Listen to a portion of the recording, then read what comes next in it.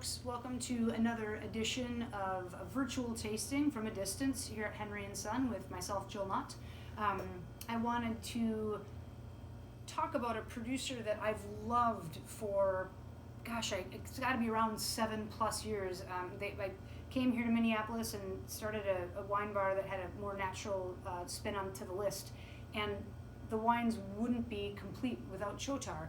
So I helped get them here a while ago, and I'm just so happy that they're part of our market, because they're quite little known. Slovenia is a region that is known for wines, but they're not known for natural wine as readily as, say, France or California would be.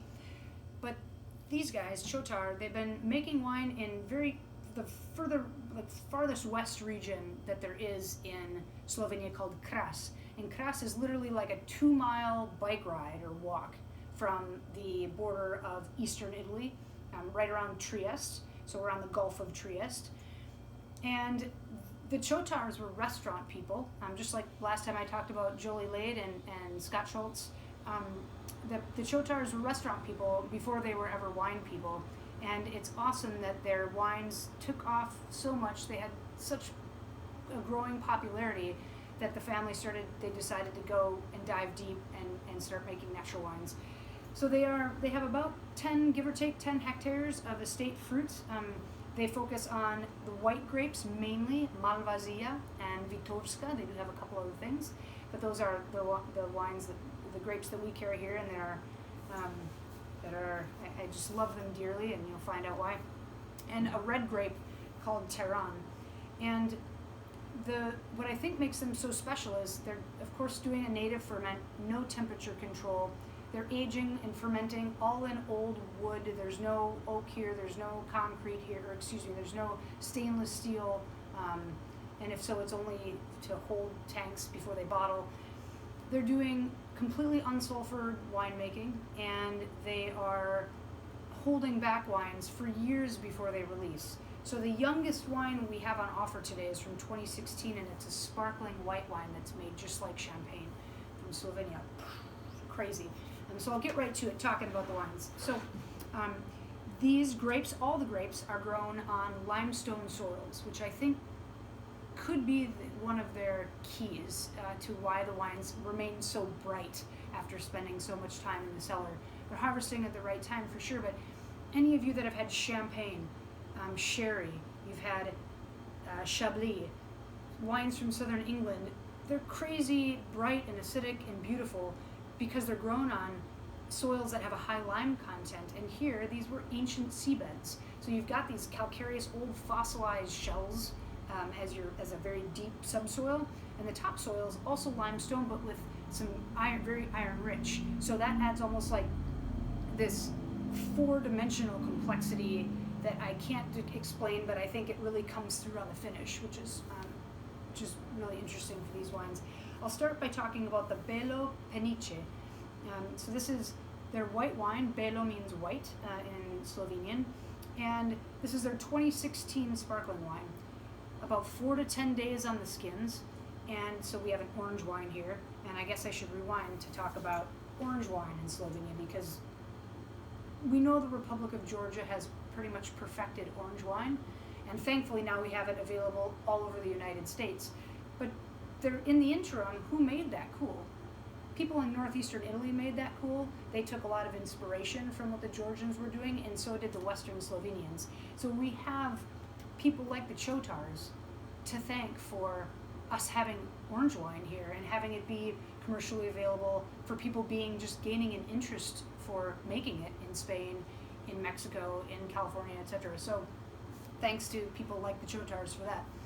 Their Belo is about 50-50 Vitovska, which is an ancient varietal from around the Slovenia area, and Malvasia, which is grown, it's kind of like a weed, it grows everywhere, but especially in Slovenia, it's very aromatic, very beautiful.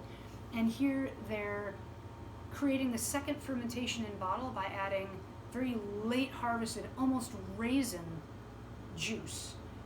Raisins that they pressed, they got juice, they froze it so they could save it, so that when this was ready to go into bottle after years of aging, they could sprinkle without adding yeast, put the top on it, and the second fermentation happened naturally in bottle, and you're left with like this really roasted, beautiful apricots, roasted fruits.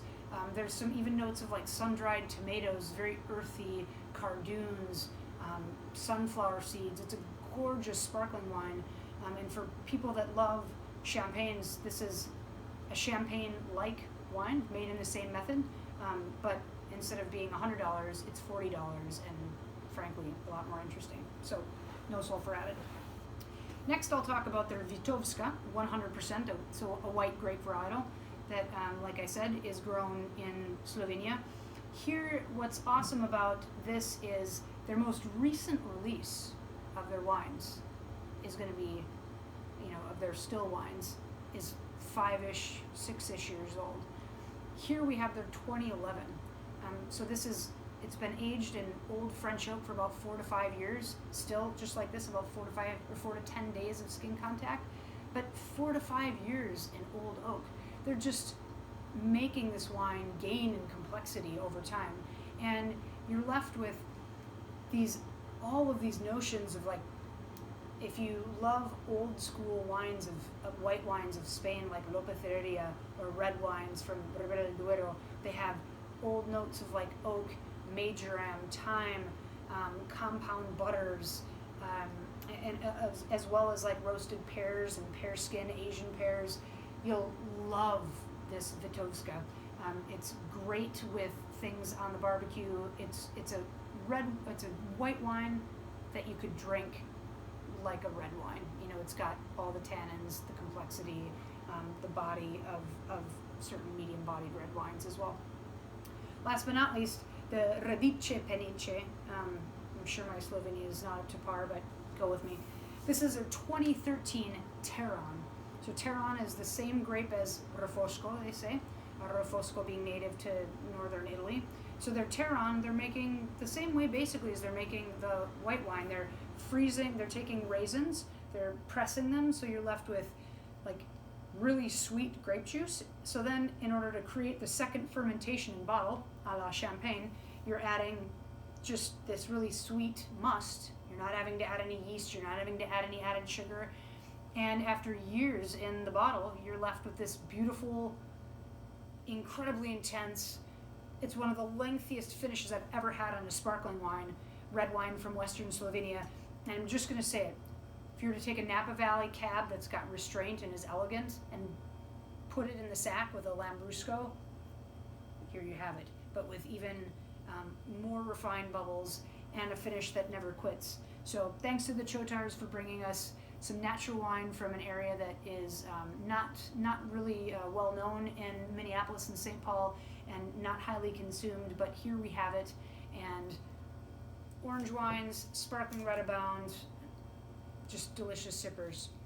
Enjoy them while we still have them, and cheers, and stay safe and stay healthy during these times.